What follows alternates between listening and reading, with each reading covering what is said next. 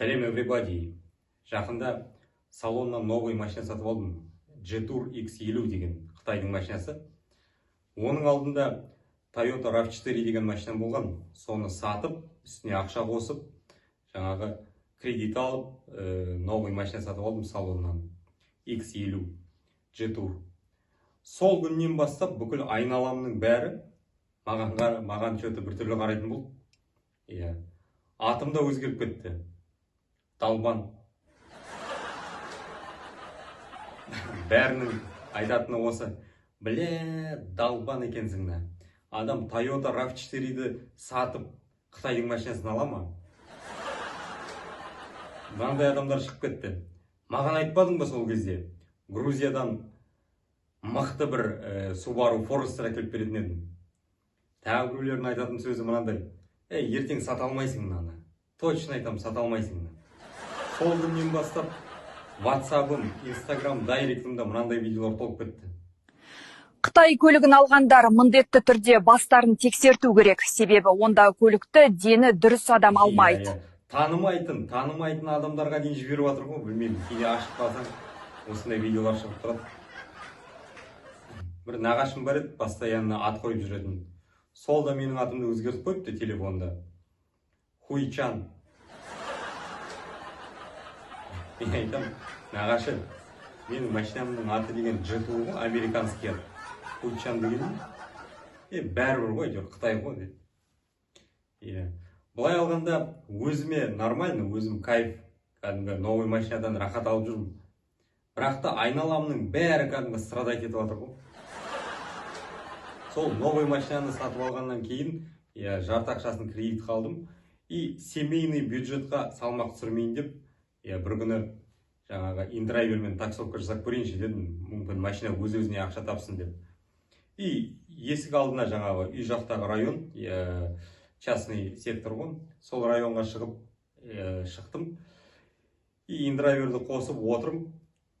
И бір кезде вообще тып-тыныш негізі, тып-тыныш. Бір-екі заказ түсіп, бір заказ түсіп, бүйтіп оны картадан алып, қарап болғанша қай жағы екенін алып кете беретін. Сосын ойладым, мына жерден енді түспес, не болса да оживленный жаққа барайын деп, ана высотный үйлерге бардым. Высотный үйлердің қасына барып тұрып, енді заказдарды алайын десем, тоже ана жақта адрестарды білмеймін, опять картадан қарап болғанша алып кете береді.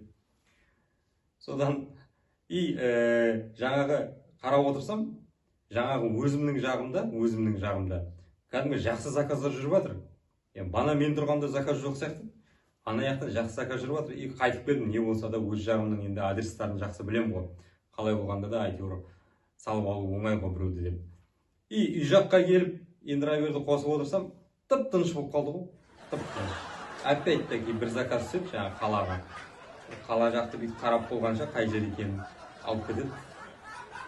4 сағат па, 5 сағат па отырып үйге қайтып келдім. Бір жағынан былай қызық. Мына жаққа келсем, ана жақтан заказдар шығып жатады. Ана жаққа барсам, мына жақтан заказдар шығып жатады. Білмеймін. Или айналамның бәрі, жаңағы бүкіл районның бәрі біліп алған ба? Мынау деген анау ғой.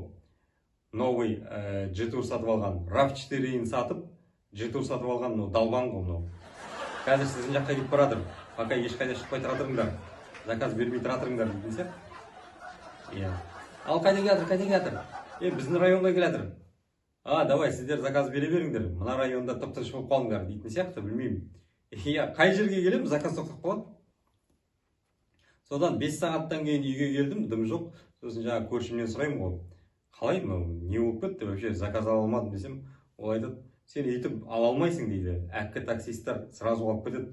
Сен бірінші заказ түсті ма, тек сразу басып қал. Әйтеуір үй жақтікі болса, жаңағы райондікі, көшелер басып қал.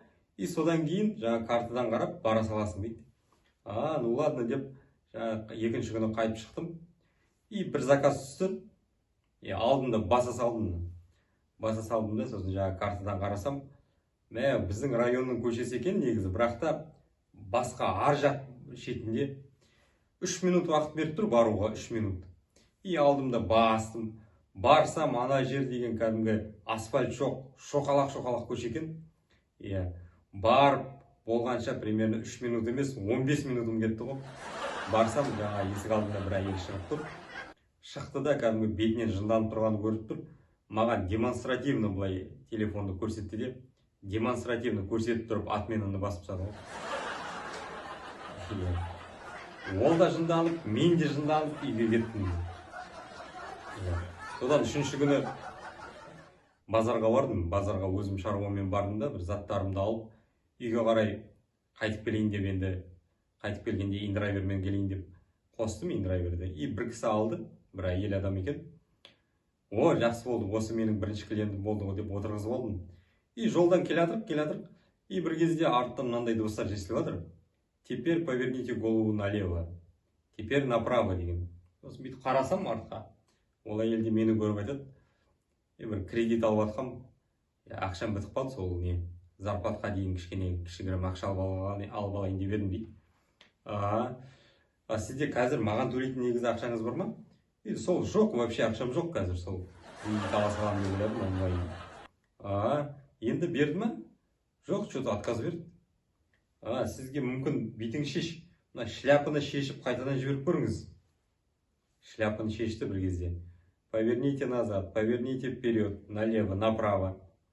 Дейді бір кезде айтады, қайтадан отказ келді дейді. Мә, ана жерде кәдімгідей переживать етіп кеткенсің ғой, как будто өзің алып жатқан сияқтысың. Мен қоям, сіз онда қанша сұрап тұрсыз? 50 мың. Сіз 20 мың сұрап көріңізші. 20 мың маған аздау. Ладно, 30 мың сұрап көріңізші онда. Давайте 30 мыңға жіберіп көріңізші. 30 мыңға бір кезде жіберді, налево, направо бәрін шықты да, қайтып айтады, отказ келді дейді. Мә, саған не болып кетті мынау? Дедім, вообще басқа банктерден қарадыңыз ба? Жоқ, басқа банктердің бәрін қарап тұрмын, сол бәрін де бермей тұр. Сіз маған бүйтіңізші, қарызға жаза салыңызші, и міне менің номерім. Кешке үйге барғанда осы номерға маған звондаңыз. Кешке маған звондаңыз, и не? Напомните етіп жіберіңіз, сол кезде мен сізге 1000 теңгені салып жіберем дейді. Ну ладно дедім. Содан кеш болды, ана елді үйіне апарып тастадым, и кеш болды, и напомнить етіп жіберейін ана елге 1500 теңгесін беру керек қой деп звондасам номеріне. Номер не существует дейді. Содан үшінші күн без ничего келдім. Төртінші күні қонаққа шақырды, қонаққа новосельеға шақырды бір браттар. Сол браттың үйіне шықтым. И жолдан келатқанда опять индрайверді қостым да, мүмкін біреу бар ма деп. Жолдан келе жатсам, біреу алды, тыңып деп. И именно мен баратқан үйге баратын біреу екен. Мынау рақат болды ғой, жақсы болды ғой. Бірінші ақша осыдан келетін болды ғой деп жаңағы тоқтадым. Жаңа бір ерлі зайыптылар екен, примерно 45-тегі адамдар. И екеуін салып алдым, әйелі мен күйеуі. И жолда келатырық. Жолда келатып өздері әңгіме бастап келатыр, жаңа бір новосельеға келатыр едік дейді. Екеуіміз бір жерге келатырық қой онда. Ішімде ойлап жатырмыз. Айтады, жаңағы Жәке деген жігіт менің бажам дейді. И сосын мен де сол Жәкенің үйіне келатырмын. И сосын енді по-любому енді анда барғанда да біледі екенін біліп тұрғасын айттым, мен де соған келатырмын деп. Солай кім боласың? Солай, мен пажа боламын. И онда екеуміз бір-бірімізге құда болдық қой. Елки-палки дедім ішімнен. Содан жаңа үйге келдік. Үйге келгеннен кейін жаңа құда айтады, қалай енді ақша берейін ба дейді. Мен енді ішімнен берсең бер деп тұрмын да, енді сыртымнан жоқ, құда, ты че? Құдадан ақша алмаймын ғой деп жатыр едім. Бір кезде әйел ана жерден 2000 бүйтіп созып тұр.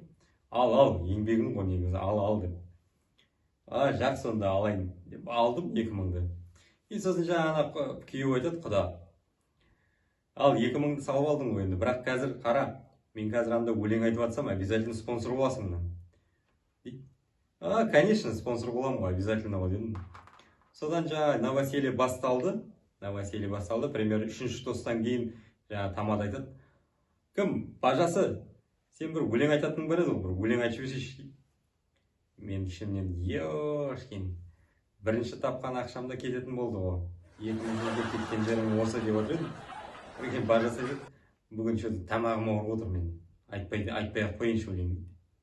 Айналып кетейін, не деген керемет бажасың сен. не деген керемет құдасың деп отыр едім. Үш достан кейін бір кезде айтады, бажа, сен бір домбыра тартып бір өлең айтатының бар еді ғой, енді бір домбыра тартып жібершейші. Хотя бы тамағың ауырса да бір күй тартып жібершейші дейді. Міне домбыра бар деп.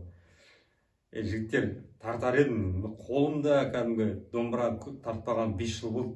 Мен одан да осылай отырайын дейді. Ішімнен айналып кетейін, не деген бажасың, не деген құдасың, молодец. 2000 теңгені бүйтіп суырайын деп отыр едім, қайтып қалдым, салып жібердім дейді. Өзім де қалатын болдым дейді. Бір кезде жаңағы бажас айтады, негізі баян болса, бір өлең айтып жіберуге болады дейді.